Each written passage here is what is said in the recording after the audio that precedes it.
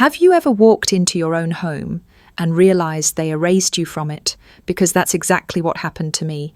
After a 13-hour flight from Seoul, all I wanted was a hot shower, a quiet couch, and maybe 5 minutes without fluorescent lighting.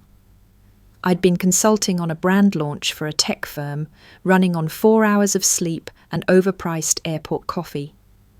When I finally reached my apartment building, dragging 2 suitcases and a stiff neck, I had no idea I was about to step into the opening scene of someone else's life. I pushed open my door and froze. There were balloons, pink ones, dozens of them, floating, tangled, glowing under soft string lights I never hung. Confetti littered the hardwood floor. Shrill laughter echoed from the kitchen, and toddlers, actual toddlers, ran past my legs like I was furniture. A woman I didn't know handed me a deviled egg and smiled like I belonged. I didn't. I dropped my suitcase with a dull thud, and the sound barely cut through the noise. Because my apartment, my sanctuary, had been turned into a baby shower, and at the centre of it all, holding court like a queen, was my younger sister Savannah. 7 months pregnant, barefoot, perched on my white couch, unwrapping gifts like it was her personal throne. She looked up at me with zero guilt. "Oh," she said casually, like I'd wandered into a coffee shop. "Thought you moved out." I didn't answer. I couldn't. My name is Aubrey Ellis, and for anyone watching this, drop a comment if you've ever felt like a guest in your own life, or worse, like the ghost that haunts it. I took a slow breath and scanned the room. The bookshelf I built by hand, gone. My plants, half dead. My favourite mug, the one Dad gave me before he passed, being passed around like a wine glass, and no one noticed me, not even my mother. Linda Ellis finally approached, cool as ever, not a greeting, not even a glance of surprise. Just that familiar, tight smile she wears like a badge of subtle cruelty. She handed me her coat. "Just help set the food out, okay?" she whispered. "Don't ruin Savannah's day." That whisper, that single poisonous whisper, killed me more than anything else. Like I was the problem, the inconvenience, the obstacle to someone else's joy. Like I had walked into a party I wasn't invited to, not the home I paid for every single month. And that's the part that stung the most. I paid the rent, the utilities, the Wi-Fi, everything. Even while I was working abroad, I'd kept the place running. Told them gently they could check in from time to time, maybe water my plants. Mom said Savannah was uncomfortable and needed a place to stretch out. What I didn't expect was to be replaced. I didn't yell, I didn't scream, I didn't cry. I walked to the bedroom. Correction, the room that used to be my bedroom. Now it was wall-to-wall diaper towers. My mattress was stripped bare, my side table missing. The mirror was covered with baby milestone stickers, and in the corner on the floor, a garbage bag with a sticky note on top that read, "Shred." Inside, my journals, my handwritten life. They didn't just move in, they tried to erase me. I sat on the edge of that stripped bed frame, hearing them toast to a new chapter, while mine was being tossed in a black plastic bag. They clinked glasses to new beginnings by stomping on mine. That was the night something changed. That was the night I stopped asking to be seen. I started building my own closure, quiet, precise, and permanent. Some people binge revenge stories for the thrill. Me? I lived one, but not with shouting or smashed dishes, with clarity, with control, and with a very expensive locksmith. The party didn't die down until after midnight. I sat behind a closed door the entire time. No one knocked. No one asked where I'd been, how I was, or why I looked like I hadn't slept in days.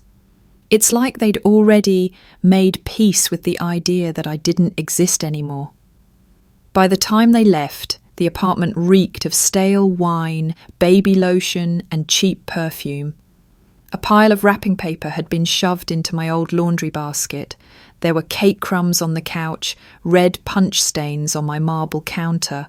My floor felt sticky when I walked across it in bare feet. I didn't say a word. I just changed the sheets. On the couch I once saved 3 paychecks to buy, threw away the wilted flowers someone had left in my cereal bowls, and stood in my own hallway, staring at the person I used to be. She didn't live here anymore. I opened every cabinet that night, every drawer, and that's when I understood just how far they'd gone. My books gone, my bath products replaced with baby shampoo, my clothes crammed into vacuum bags and stuffed behind the water heater. Even my wall art had been swapped out for pastel nursery prints with sayings like, "You are loved," except I wasn't, not by them, not anymore. I found a single photo of myself still in the apartment, a snapshot from a trip to Colorado 2 years ago. I'd pinned it to the fridge with a magnet shaped like a pine cone. That magnet was still there. But the photo? Torn in half. Just the background remained. I don't know what did it. Maybe it was the photo, maybe it was the fact that they didn't even pretend to hide what they'd done. But I finally cracked. Not loudly, not dramatically. Just this quiet, razor-edged realization. They wanted me gone. Not just out of the apartment, out of the picture. And for the first time, I let myself feel what I'd spent years pushing down, the years of being the strong one, the one who doesn't need much, the one who could handle herself. Let me tell you, being the strong one doesn't mean they respect you. It just means they think you'll stay quiet when they walk all over you. And I had. For years, every time Savannah cried, I backed down. Every time Mum said, "Just let it go," I did. Every time they said family first, they meant them first, never me. That night, I sat on the cold tile floor and stared at my own reflection in the oven door. And I thought, how did it get this far without anyone noticing? But that's the thing, right? They did notice. They just didn't care. They'd learnt they could take, and I'd still come back. And maybe that's where I went wrong. Not when I let them in, but when I never kicked them out. I don't know if anyone else has ever felt that quiet heartbreak of realizing you were never part of the we your family kept talking about. But if you've ever stood in your own home and felt like an intruder, yeah, you get it. You don't need me to explain. If that hits something in you, feel free to tell me about it. Or just drop a single word. Same. I'll know what it means. Anyway, I didn't sleep that night. I couldn't. I watched the security cam on my phone just to be sure no one tried to come back. I checked the rental portal to confirm my name was still the only one on the lease. I opened my bank app and stared at the rent I'd paid the week before. $2,960. Paid on time. From Seoul. While they threw a party with 40 strangers, I could have called them that night, demanded an explanation, demanded an apology, but I didn't want their excuses. I wanted my space back, and I wanted my dignity back more than I wanted their approval. So I sat at the kitchen counter, pulled out a notepad, and started writing down everything I'd need to undo the damage. Step 1, locksmith. Step 2, deep clean. Step 3, go through every drawer, every shelf, every surface, and reclaim it. I didn't cry, not because I wasn't hurting, but because I was finally awake. And that clarity, it felt a little like power. The locksmith came the next afternoon. He was in and out in under 30 minutes. Didn't ask questions, didn't offer small talk, just handed me 2 new keys and said, "You're all set, ma'am." And just like that, the door they used to walk through like it belonged to them was no longer theirs. The silence afterward was so loud. I stood by the window for a while, key still in my hand, waiting for some kind of emotional flood. Regret, guilt, fear. But none of it came. All I felt was a strange, unfamiliar stillness, and under that stillness, a spark. I boxed up everything that wasn't mine, every pink throw pillow, every baby bottle warmer, every pastel onesie and wicker bassinet. All the decorations they'd so proudly posted on social media. I stacked it all outside the door, neatly, intentionally, like a return of stolen property. Then I grabbed my phone and typed a single sentence into the family group chat. "The apartment is no longer available for use. Please collect your items from the hallway. Do not re-enter. I'm serious.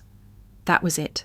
No explanation, no apology, no warm and fuzzy sign-off, just a line in the sand. Within 30 seconds, my phone lit up like a Vegas strip. Savannah. Wait, what? Are you okay? Mum. Aubrey, don't do this. Your sister is pregnant. Dad, this isn't the way to handle things. Savannah again. You can't just throw our stuff out like trash. And then the classic. Mum. I raised you better than this. I actually laughed at that one because no, she didn't. She raised me to stay quiet, to be the helper, the fixer, the one who moves over, makes room, says it's fine even when it's not. She raised me to carry guilt like it was love, but this was me unlearning all of that, one lock, one line, one box of baby clothes at a time. And still, as the hours passed, a part of me wondered, would they get it? Would they understand this wasn't about furniture or schedules or party etiquette? Would they finally see the truth that they had erased me and expected me to thank them for it? They didn't. 2 days later they came back. I was in the kitchen cleaning out the fridge when the banging started. First soft knocks, then louder, then fists, voices, multiple, familiar. Savannah's fiancé yelling, "Just open the door already!" My mother's tight, practiced voice. "She can't mean this. She's just upset." And Savannah, crying, loud, on cue. "She's having a breakdown," she wailed. "It's the stress from work. Tokyo changed her." I stood behind the door. I didn't say a word. Just watched through the peephole as the people who had treated me like a ghost now stood there, angry that I refused to disappear quietly. I didn't open the door. Instead, I slid in my AirPods, made myself tea in the one mug they hadn't given away, and let them sit in the hallway with their noise. Hours passed. Eventually they left, and for the first time in years, I didn't flinch, not when the elevator dinged, not when a shadow passed by my door, not when my phone buzzed with another guilt-laced paragraph from Mom. That night, I slept with my phone on silent and my bedroom door open, just because I could. It's wild, isn't it? How the tiniest reclaiming, like changing a lock, can feel like kicking down a fortress from the inside. But here's what they never understood. I wasn't just shutting them out of my apartment. I was shutting them out of that old dynamic, the one where I didn't matter, where I made myself small so others could feel big. That door wasn't just steel and a deadbolt. It was a boundary, a new rule, a declaration. If you treat me like I'm disposable, you don't get access to the parts of me that are permanent. And yeah, maybe they'll never understand that. Maybe they'll keep painting me as the bitter daughter, the dramatic sister, the one who changed and forgot her roots. But I didn't forget. I remembered everything. Every skipped birthday, every backhanded compliment, every time I gave up space, sleep, peace, because someone else needed it more. Not anymore. Not in this home, not in this lifetime. I didn't block their numbers. Not yet. I wanted them to feel the silence, the new distance, the vacuum they created when they treated me like a placeholder instead of a person. And while they scrambled to make sense of what was happening, I stayed busy. Because silence only feels like revenge if you're also building something behind it. First thing I did, I called my landlord. "Hi, this is Aubrey Ellis, Unit 19D, I said. "Has anyone submitted a tenant change form or sublease request?" Pause, typing. Then, "Nope, you're still the sole leaseholder." Perfect. "Just one more question," I added. "Can I change the locks if I'm still the leaseholder and rent's paid?"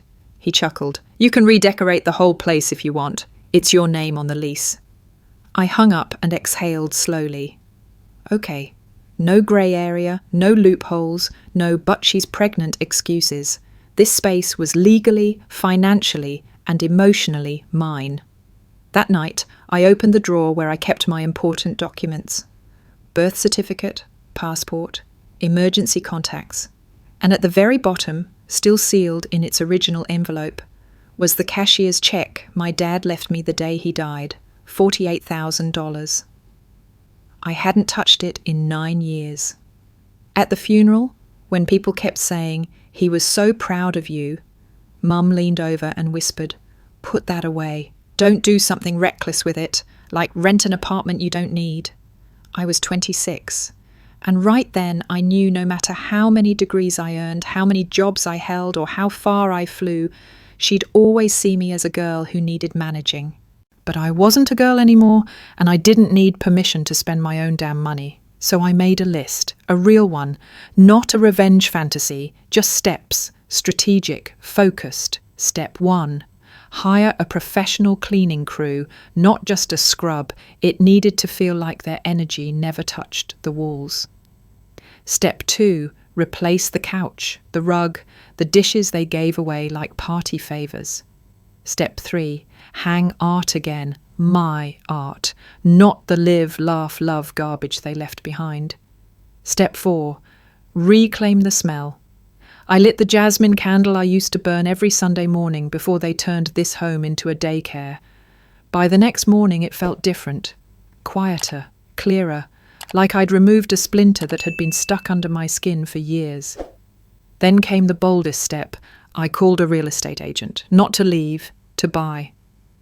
Turns out the entire unit below mine had just gone up for sale. 3 bedrooms, 2 entrances, open layout, hardwood floors. It was perfect. A little expensive, sure. But I had savings, and I had that check. And more importantly, I had something to prove, but not to them, to myself. I signed the paperwork within 24 hours. No fanfare, no big announcement. I moved in quietly, repainted the walls myself, and didn't tell a soul. And the old unit, the one they used like a community centre without rent or respect, I listed it as a corporate rental for visiting executives, strict policies, professional contracts, $4,800 a month, non-negotiable. Within the week, a biotech firm signed a 6-month lease. And just like that, the home they tried to claim became a space they could never touch again. But I wasn't done. Because revenge for me was never about rage, it was about reinforcement. I opened a new LLC, named it after my grandmother. She was the only one who ever told me I deserved my own room, my own lock, my own future. Now the rental income would be protected, legally separate. Nobody could call the building and cause trouble because my name wouldn't even come up. And then I took it one step further. I hired a luxury staging company, not for showings, for a photo shoot. They brought in lush velvet chairs, gold-framed artwork, vintage books stacked like altars. A handwritten note sat on the entry table. "Welcome to your sanctuary. You are safe here." And when I posted the photos online, I didn't tag anyone. Didn't say a word about what had happened, just a caption. She reclaimed her space and never looked back. But I knew my mother would see it. She follows me from a fake account, at blessednana9time56, as if I don't know it's her. It took exactly 46 minutes before I got the first message. "So you're just renting it out like a hotel now, after all we did?" Then from Savannah, "Seriously? You're profiting off the space we made beautiful?" I didn't respond, not out of pettiness. But because I finally understood something, you don't owe a response to people who only show up when you set a boundary. I had reclaimed my apartment, my name, my peace, and my silence.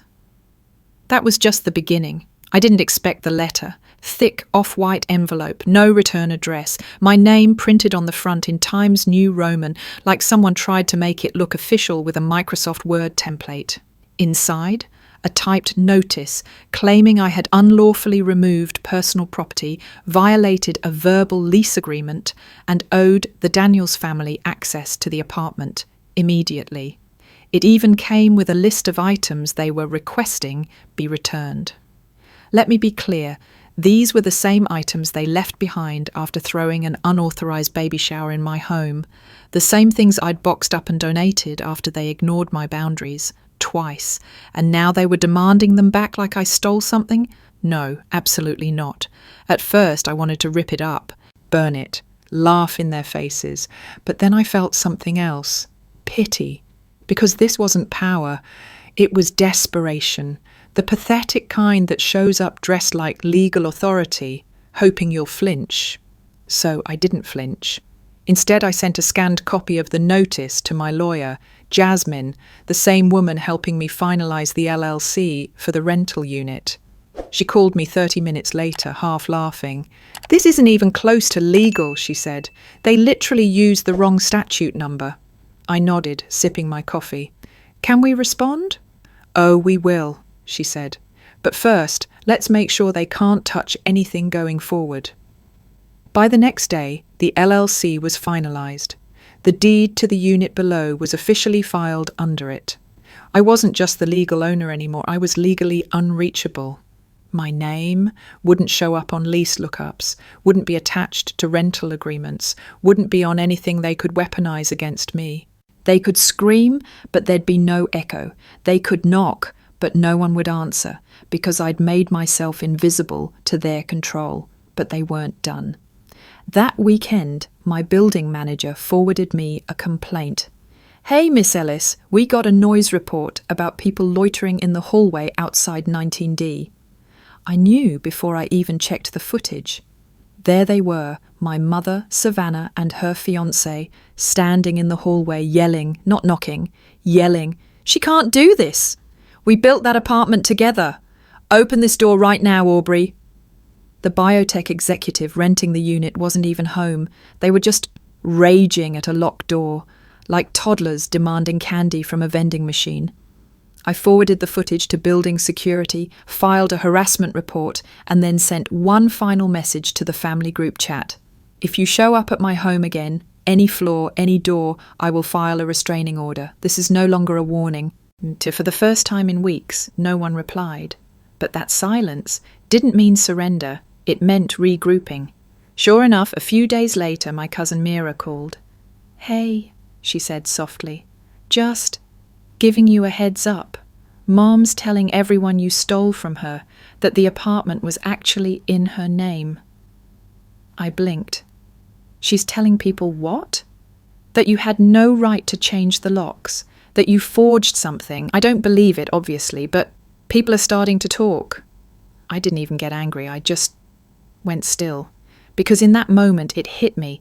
They weren't trying to get the apartment back anymore. They were trying to rewrite the story, to make me the villain, the unstable one, the daughter who snapped. Because if I was the problem, they didn't have to face what they did. They didn't have to reckon with the fact that they threw me away, and I refused to stay gone.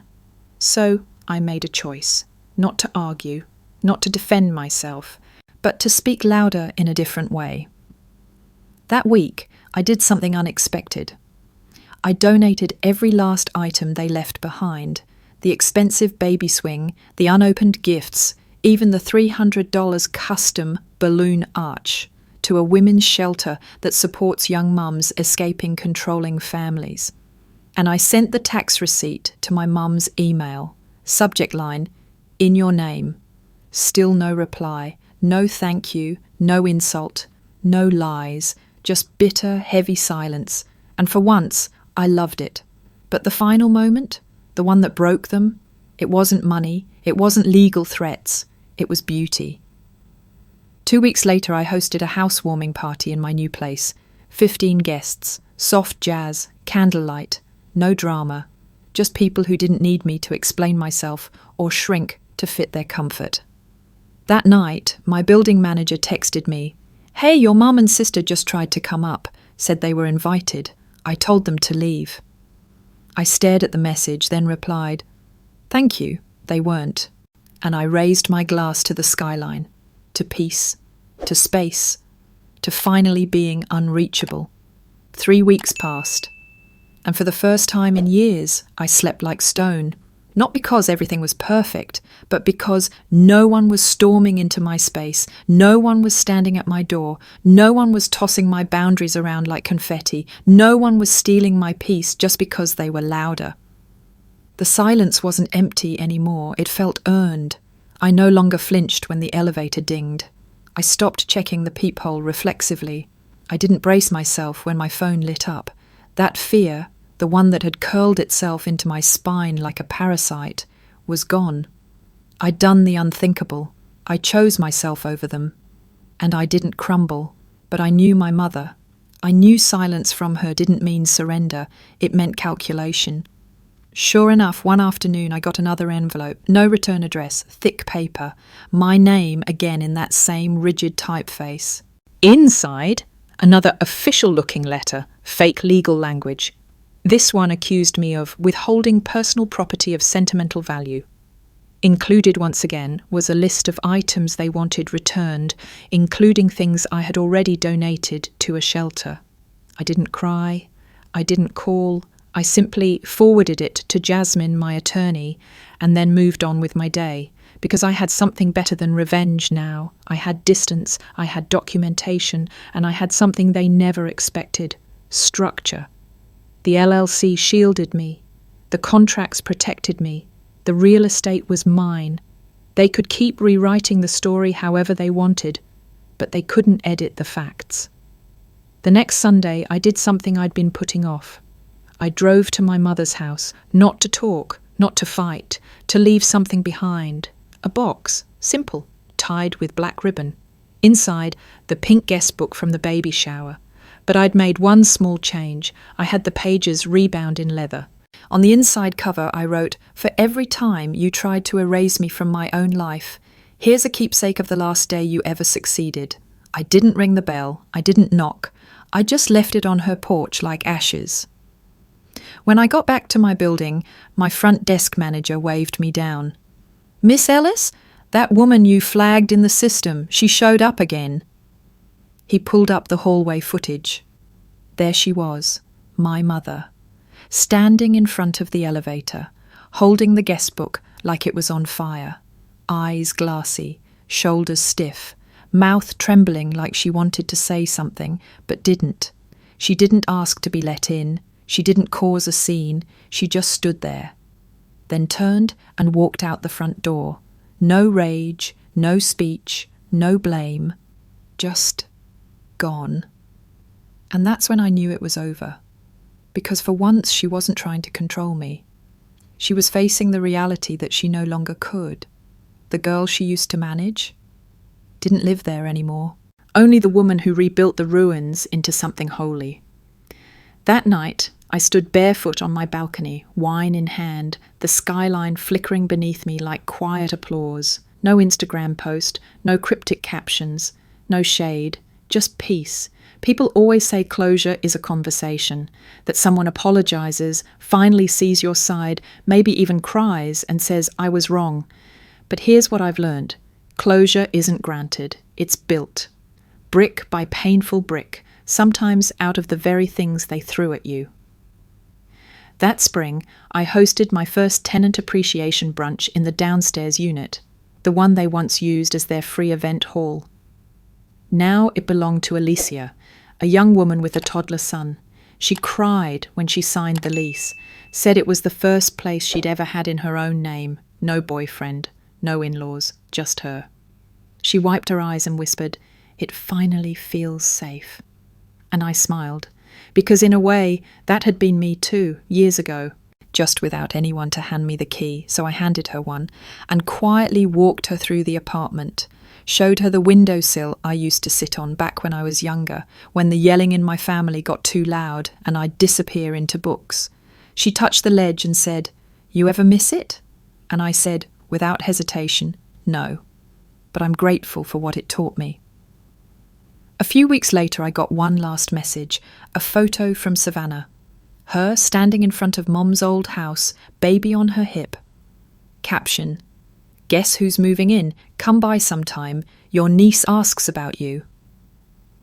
For a split second, my heart clenched, not because I missed her, but because some part of me still wanted to be missed back. That's the curse of being the strong one. You're allowed to survive, but never allowed to be soft. I sat with that feeling, let it rise, let it pass. Then I typed back, "Tell her auntie says hi, and that she's always in my heart." And I blocked the number. Not out of hate, but out of healing. That evening I stood in my kitchen, the one they once turned into a prep station. I poured a glass of orange juice, leaned against the counter. The sun was rising. Light poured in through the windows like forgiveness. Not for them, for me. For every time I made myself smaller so they could feel bigger. For every "it's fine" I said when it wasn't. For every inch of space I gave away, hoping someone would finally give it back. I closed my eyes and listened to the silence, to my breath, to the peace I built with my own 2 hands. To anyone still watching, have you ever felt like your family erased you, slowly, silently, and then expected you to thank them for it?